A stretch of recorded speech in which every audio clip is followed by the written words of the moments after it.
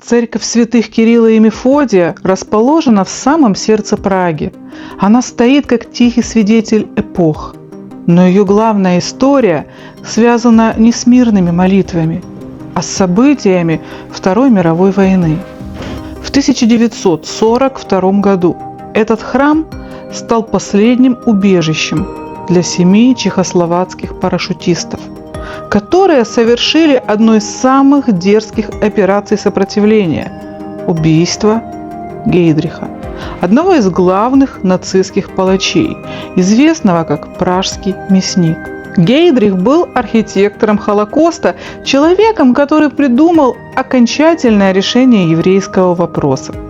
27 мая 1942 года парашютисты Йозеф Габчик и Ян Кубиш совершили на него покушение. Они бросили гранату в машину Гейдриха, и через несколько дней Пражский мясник скончался от ран. Но это было только начало трагедии. Нацисты, обезумевшие от ярости, устроили кровавую расправу. Были уничтожены деревни Лидицы и Лежаки. Тысячи людей казнены или отправлены в концлагеря. Парашютисты, понимая, что их ждет, укрылись в крипте церкви Кирилла и Мефодия. Их было 7. Ян Кубиш и Йозеф Габчик, Йозеф Валчик, Адольф Опалка, Ярослав Шварц, Ян Грубый и Йозеф Бублик. Они знали, что шансов на спасение почти нет, но решили сражаться до конца. 18 июня 1942 года нацисты, получив донос, окружили церковь. Бой длился несколько часов. Парашютисты, вооруженные пистолетами и гранатами, отбивались от сотен эсэсовцев. Крипта храма стала их последним рубежом. Когда закончились патроны, они предпочли смерть плену. 3 погибли в перестрелке, остальные покончили с собой, чтобы не попасть в руки врага. Их тела были выставлены на всеобщее обозрение, как предупреждение всем, кто осмелится бросить вызов Третьему рейху. Вы только представьте себе полумрак крипты, запах пороха и крови, шепот молитв на устах. 7 мужчин, которые знают, что их ждет, но не сдаются. Они смотрят друг на друга, понимая, что это конец, но их глаза полны решимости.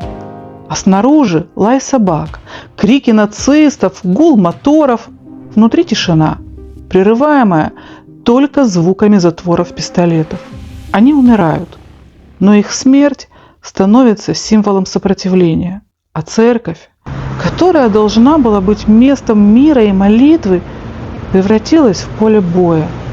Ее стены, расписанные ликами святых, стали свидетелями последнего акта этой трагедии.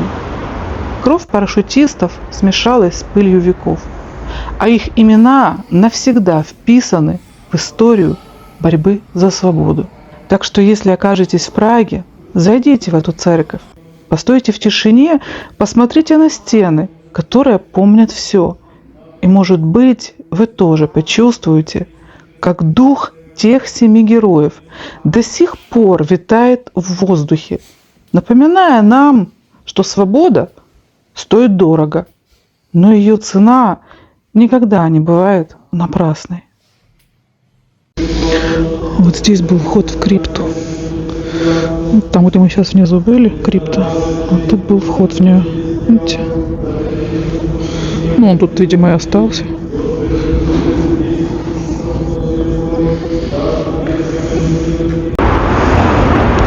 Вот, мы здесь в последний раз были 19 января, светили воду, вернее, набирали свеченую уже. Так что, вот такая история. Ну, а мы пойдем дальше. Вот, а еще тут недалеко, прям вот за уголком от этого места, есть знаменитый танцующий дом.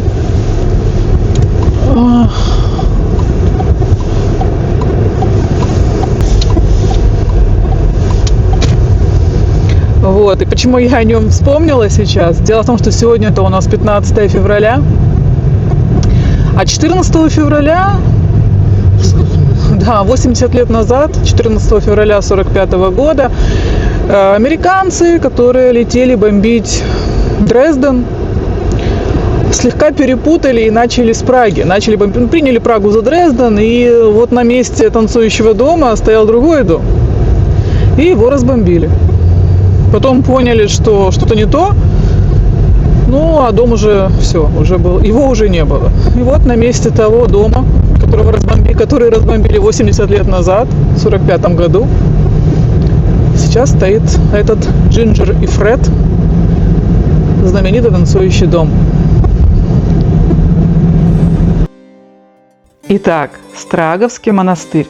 Он был основан орденом премонстрантов, монахами, которые, видимо, решили, что жизнь в миру слишком проста, и выбрали путь молитв, постов и переписывания книг. Кстати, о книгах. Монастырь славится своей библиотекой. Это 2 роскошных зала – философский и теологический. Они хранят тысячи томов, включая редкие рукописи. Вы только представьте себе, сколько монахов здесь ослепло, переписывая все эти фолианты при свечах.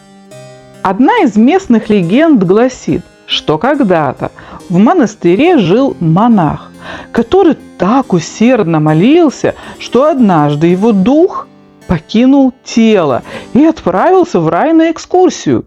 Вернувшись, он обнаружил, что тело его уже похоронили. Вот так и пришлось ему бродить по монастырю в виде призрака, пока его не отпели заново. Видимо, даже в раю бюрократия. А еще монастырь пережил несколько пожаров. Один из них в 1258 году был настолько мощным, что монахи, вероятно, подумали, ну это конец. Но нет, они все отстроили заново. А потом были гуситские войны, когда монастырь разграбили, а монахов, мягко говоря, попросили уйти. Но позже монахи вернулись. Страговский монастырь – это не просто здание. Это символ упорства, веры и бесконечной борьбы с обстоятельствами. Он стоит как старый мудрец, который видел все – от средневековых битв до туристов в кедах. Его стены хранят истории, которые шепчутся в тишине библиотек и отражаются в витражах. Это место, где время течет медленнее, а душа, возможно, становится чуточку светлее. Или, по крайней мере, ты начинаешь ценить, что живешь в эпоху, где тебя не заставят переписывать Библию от руки. Так что, если окажетесь в Праге, загляните в Страговский монастырь. Только не забудьте приглушить голос. Вдруг кто-то из призраков решит, что вы слишком шумны для их вечного покоя. Посмотрите, это самая старая книга. Книга, да, которую напечатали об открытии Америки. Напечатали в Чехии в 1506 году. Тогда еще в Америке никто особо не кукарекал. Из Америки никто не кукарекал. А в Чехии уже печатали книги.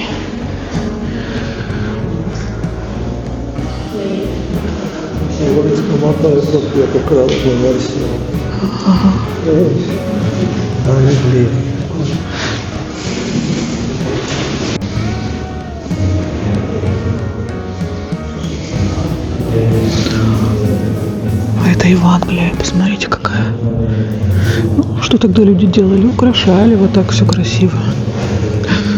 Тоже 1376 год. Вот красота какая. Ну и вот стесняюсь сказать, впервые в жизни мы побывали в Страговском кláštere. Раньше, насколько я знаю, там вообще ничего нельзя было снимать. Во всяком случае, у меня такая информация сохранилась. Сейчас, пожалуйста, все снимайте. Цена, да, цена вопроса 200, ну 190 крон, 200 крон, короче, это 8 евро где-то. Ну, библиотека, конечно, великолепная.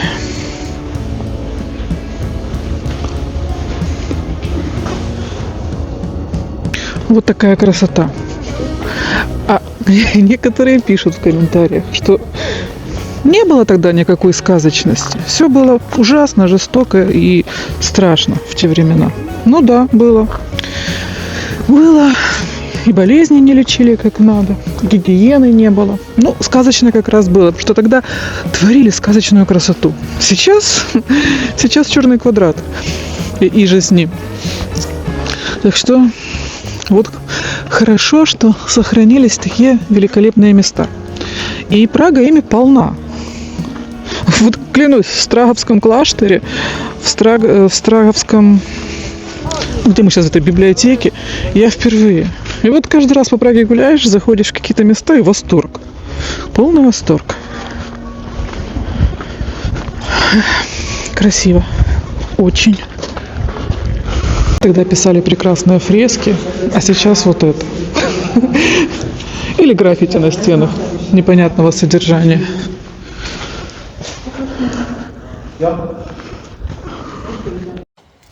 Ну, на этом у нас все. Спасибо, что были с нами. И увидимся скоро опять, в субботу. Продолжим нашу историю. Пока. Пока.